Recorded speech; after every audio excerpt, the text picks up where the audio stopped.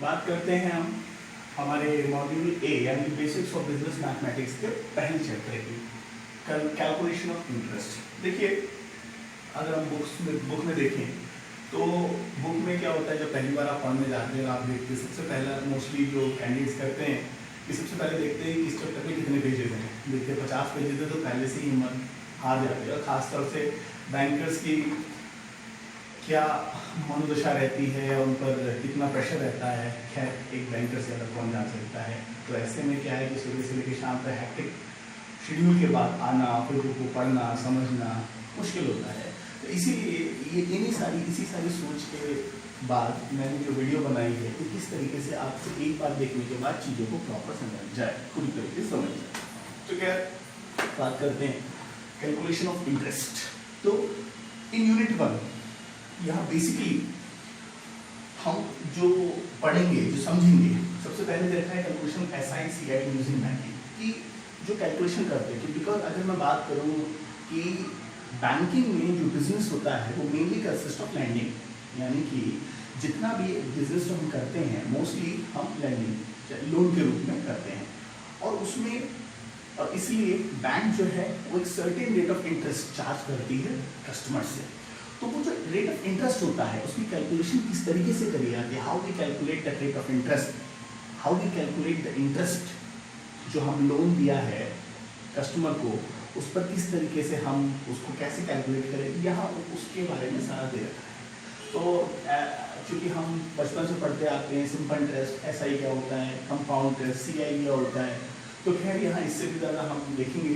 तो फिलहाल यहाँ बेसिक अगर आप देखें पहला चैप्टर का फर्स्ट पेज खोलें तो वहाँ इंट्रोडक्शन दे रखा है, उसके बाद दे रखा है कि SI क्या है, छोटा सा एग्जांपल दे दिया, फिर CI क्या है, बैंक में CI का ये क्या यूज़ है, किस तरीके से। तो खैर ये तो आपके लिए कोई बहुत ज़्यादा वो नहीं है क्योंकि कंपाउंड इंटरेस्ट तो आप निकालते ही आ रहे हैं। उसके बाद की बात करते हैं, फिर आता है EMI, इक्विटेड मंथली इंस्टॉलमेंट।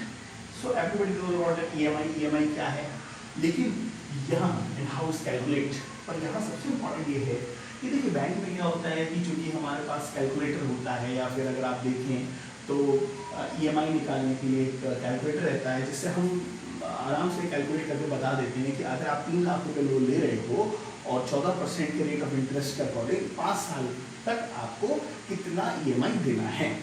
तो यहाँ इसमें जो दे रखा है, the important thing is that here we know actually what is EMI and how we calculate the EMI according to a certain rate of interest, time and the amount of money। तो यहाँ हम ये जानेंगे कैसे हम उसको mathematically calculation से कैसे कैलकुलेट करेंगे। तो यहाँ सबसे इम्पोर्टेंट आपके लिए EMI कैसे EMI कैलकुलेट करें।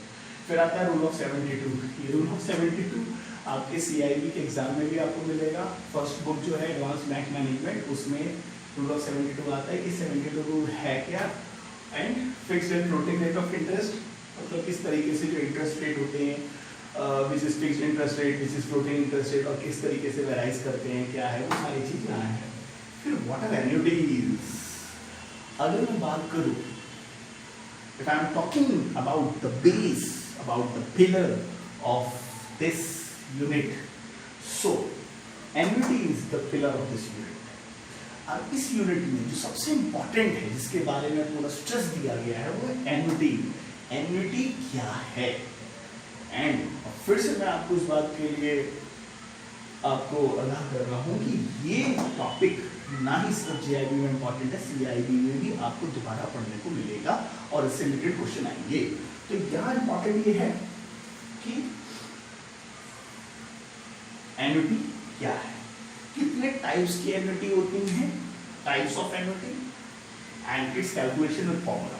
तो यहाँ जो सबसे इंपॉर्टेंट है वो ये है, एन्युटी क्या है, किसे कहते हैं annuity, what is annuity, types of annuity, how many types of annuities are there, and the important thing is that how we calculate the annuity.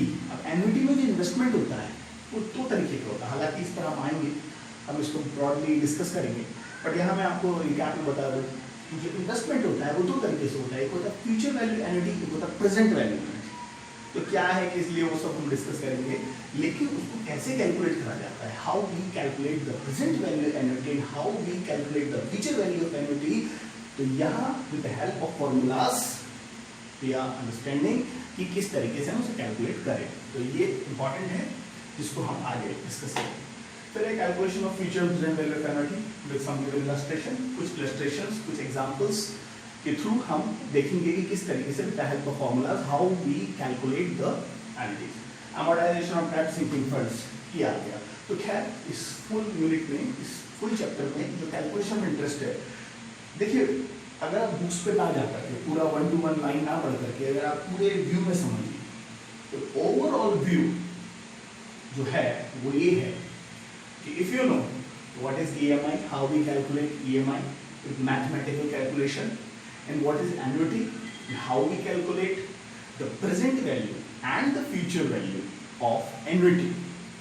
क्योंकि एन्युटी दो टाइप की होती है, ऑर्डिनरी एन्युटी और एन्युटी ड्यू। तो कैसे हम उसको कैलकुलेट करेंगे, if you know all this things, आपका पहला चैप्टर कंप्लीट।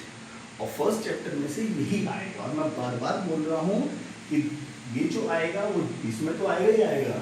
आगे जब आप CIB का पहला एग्जाम देंगे यानी कि एडवांस बैंक मैनेजमेंट, उसमें भी इससे रिलेटेड क्वेश्चंस आएंगे। तो इस हिसाब से ये आपके लिए बहुत ही इंपॉर्टेंट है। तो खैर अब हम इसको डिस्कस करते हैं।